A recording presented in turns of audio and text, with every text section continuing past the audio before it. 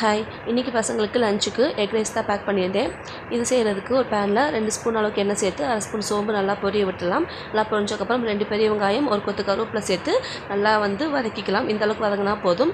இதுக்கப்புறம் 2 சின்ன தக்காளி சேர்த்து அதையும் நல்லா வதக்கிக்கலாம். இந்த மசாலாவுக்கு தேவையான அளவுக்கு உப்பு சேர்த்துக்கிறேன். நான் ஏற்கனவே ரைஸில் உப்பு சேர்த்து வேக வச்சுக்கிறதுனால அது மசாலாவுக்கு தேவையான உப்பு மட்டும் போட்டால் போதும்.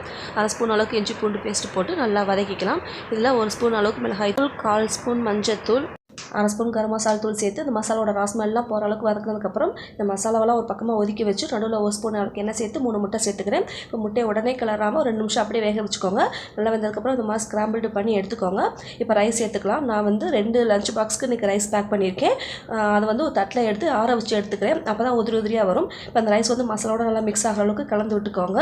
ஃபைனலாக 1 ஸ்பூன் அளவுக்கு தேங்காய் எண்ணெய், கொஞ்சம் புதினா மல்லி சேர்த்து நல்லா கிளறிக்கோங்க. அப்போ தான் சூப்பரான எக் ரைஸ் ரெடி ஆகிடுச்சு. இந்த ரெசிபி பிடிச்சா மறக்காமல் ஷேர் பண்ணுங்கள். நாளைக்கு இன்னொரு ரெசிபியோடு சந்திக்கிறேன். டாட்டா.